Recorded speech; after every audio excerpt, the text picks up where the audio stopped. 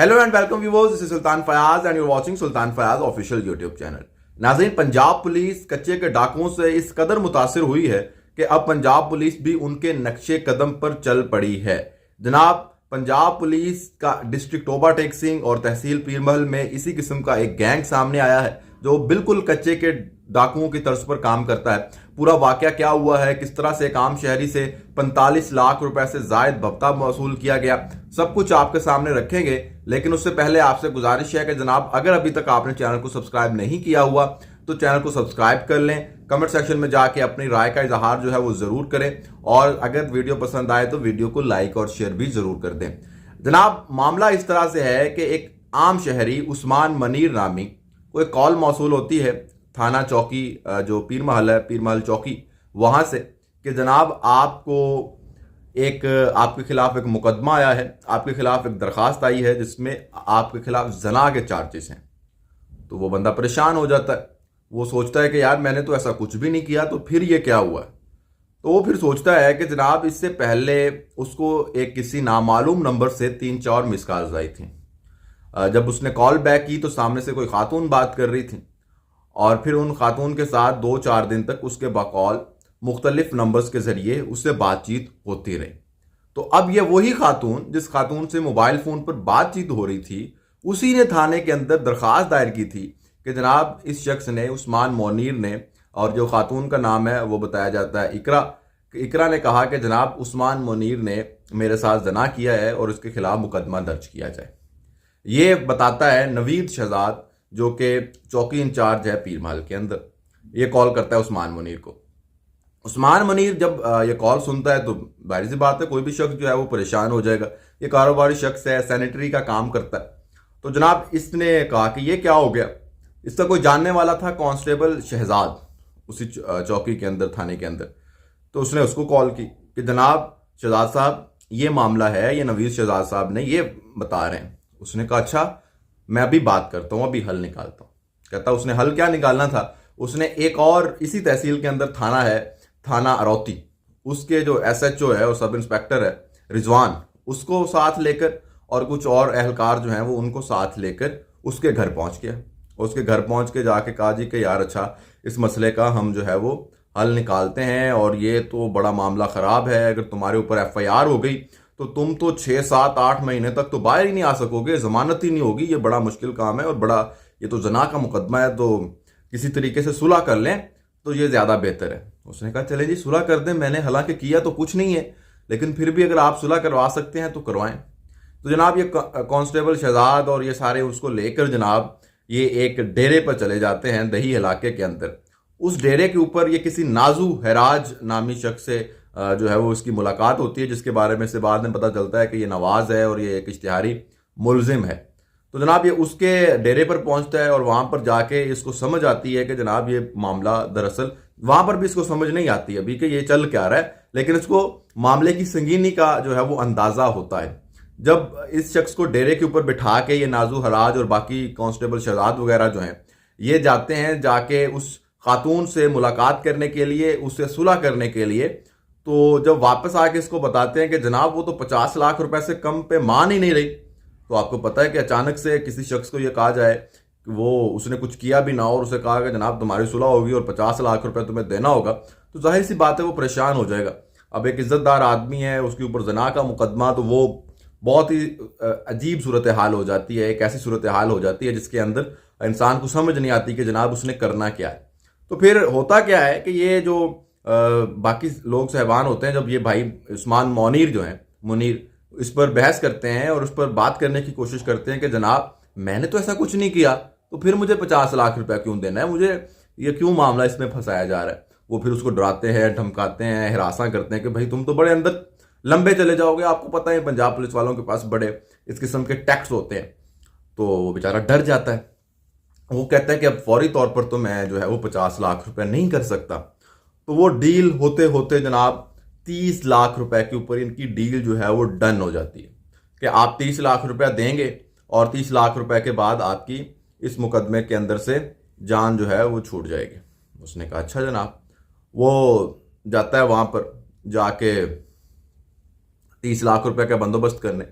तो घर के अंदर 30 लाख था नहीं, 4 लाख रुपया उसके बकौल पड़ा हुआ था। ये मुकदमा दर्ज हो चुका है अब। तो उस 4 लाख रुपया जो है वो उठाता है, उठा के इन शहजाद वगैरह को दे देता है कि जनाब ये लें 4 लाख रुपया, और वो कहता है जनाब कल सुबह तक 26 लाख रुपया का भी बंदोबस्त करके दो, वरना तुम्हारे खिलाफ मुकदमा दर्ज हो जाएगा।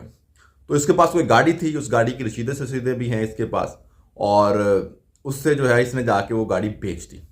कमालिया के अंदर 50 लाख और उसके ऊपर कुछ रकम थी, उसके अंदर इसने वो गाड़ी जो है वो सेल कर दी, और बाकी का 26 लाख रुपया जो है वो भी जाके उस शख्स को दे दिया, इन पुलिस वालों को दे दिया। और उसके बाद इन्होंने कोई जो है वो उसको एक स्टाम्प पेपर की कॉपी दी कि जनाब ये लें आपकी सुलह हो गई है। तो थोड़े दिनों बाद इसको फिर कॉल आ जाती है नवीद शहजाद की, जो कि उसका वो था, इंचार्ज था चौकी का, कि जनाब तुम्हारे खिलाफ मुकदमा दर्ज करूं या थाने आओगे। वो कहता है यार मेरी सुलह हो गई है। ये दोबारा फिर उस कांस्टेबल शहजाद वगैरह को बताता है कि यार ये सूरत हाल है। तो ये कहते हैं यार कोई नहीं, चौकी इंचार्ज ने 20,000 रुपया दे देना, 20,000 रुपया उसको भी दे दे, मुंह बंद करो, खत्म हो जाएगा मामला। तो जनाब फिर जाता है, ये जाके उसको 20,000 रुपया देता है नवीद शहजाद को, जो कि वो इंचार्ज था चौकी का। वो भी 20,000 रुपया ले लेता है, और फिर वो ऐसे घर आ जाता है। वो कहता है चलो अब खत्म हो गया होगा मामला। मामला यहां भी नहीं रुकता, फिर इसको कॉल करता है SHO जो एब्तसामुल हक है, जो पीरमल थाने का, वो उसे कॉल करता है और कॉल करके कहता है जनाब आपके खिलाफ ये इकरा नामी खातून ने मुकदमा दर्ज करवाना चाहा है, दरखास्त आई है जना के मुकदमे की। ये कहता है जनाब ये तो मेरा मसला हल हो चुका है, मेरे पास स्टाम्प पेपर की कॉपी है और सब कुछ है और ये मामला है। कहता है मैं सुबह आऊँगा। फिर ये शहजाद को कॉल करता है। शहजाद जो है वो फिर इसको उसके एब्तसामुल हक के जो घर पे लेके जाता है, किसी हाउसिंग कॉलोनी वाले घर में, वहाँ पे ले जाके दोबारा फिर से डील होती है। वो कहता है जनाब तुम 30 लाख रुपया अगर मुझे दोगे तो ये मामला हल होगा, मुझे भी 30 लाख रुपया दो। तो वो कहता है जनाब मेरे पास 30 लाख रुपया तो है नहीं।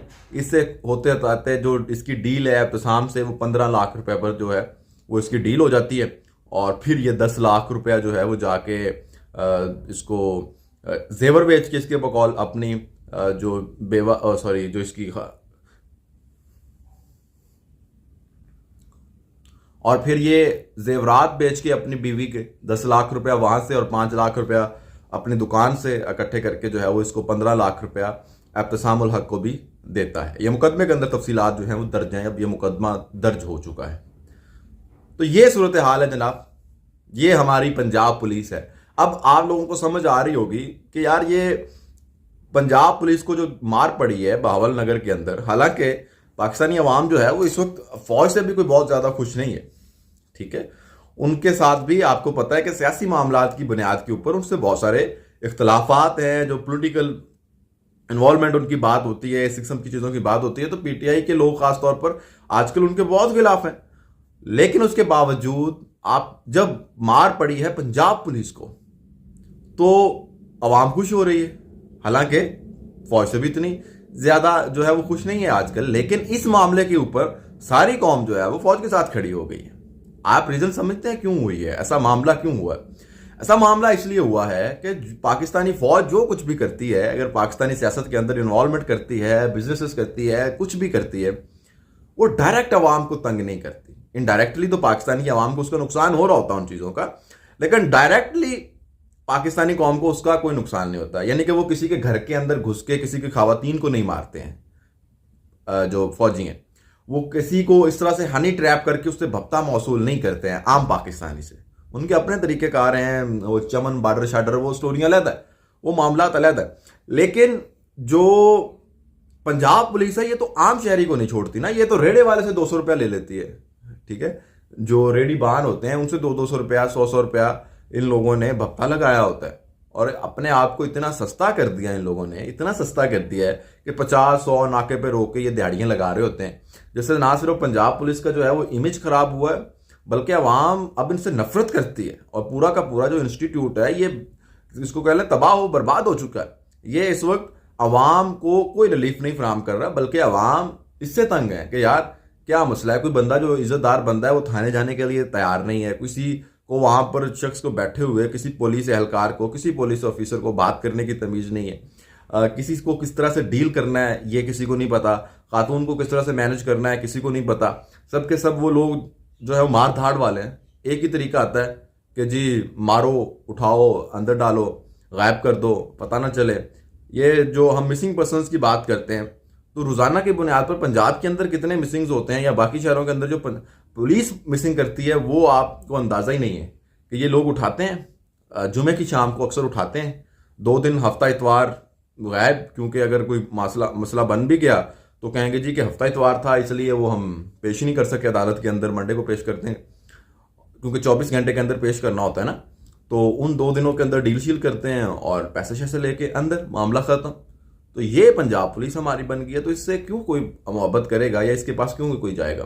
तो मरियम नवाज सीएम हैं, आईजी पंजाब डॉक्टर उस्मान अनवर साहब हैं, अब उनको देखते हैं क्या करते हैं वो और किस तरह से इस चीज़ों को बेहतर करते हैं। सिर्फ थानों की बिल्डिंगें खूबसूरत बना देने से, वहां पर गमले रख देने से ये निज़ाम ठीक नहीं होगा, बल्कि जब तक आप सही से क्रिमिनल इन्वेस्टिगेशन ऑफिसर्स जिनको अंदाजा हो कि किस तरह से क्राइम्स के साथ डील किया जाता है। अब दुनिया बहुत जदीद हो गई है, वो सिर्फ मार मार, क्योंकि उनके पास सबूत इकट्ठा नहीं करना चाहते या टाइम नहीं लगाना चाहते, इन्वेस्टिगेशन नहीं करना चाहते, तो इनके पास आसान हल होता है कि 10-15 बंदे जिन पर जो है वो कोई जुर्म का इनको शक है, ये उसको उठाते हैं, उन 10-15 को मार मार मार मार के, अगर उनमें से कोई हुआ तब भी ठीक है, अगर उनमें से कोई ना भी हुआ तो वो मार खा खा खा के वो कहेगा कि यार इस मार से तो जान छुड़ाओ ना, ये जुर्म तस्लीम ही कर लो, 6-7 महीने, साल 2 साल अंदर ही रहना पड़ेगा, वो तो अंदर रह लेंगे, वैसे भी तो अंदर ही पड़े हुए हैं और ये मार मार के बुरा हाल कर रहे हैं।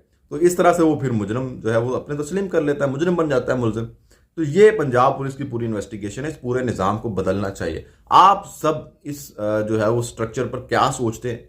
आपको क्या लगता है पंजाब पुलिस किस तरह से बेहतर हो सकती है, या ये इदारा बेहतर भी हो सकता है, या इसको ख़त्म करके कोई सिरे से एक नया इदारा बनाया जाए जो कि अवाम को कानून, इंसाफ जो है उसका तहफ़्फ़ुज़ बना सके और उसके दायरे के अंदर रहते हुए अवाम को जो है वो तहफ़्फ़ुज़ फराहम कर सके। तो ये किस तरह से मुमकिन है, इस पर आप अपनी राय कमेंट सेक्शन में हमें ज़रूर बताइएगा।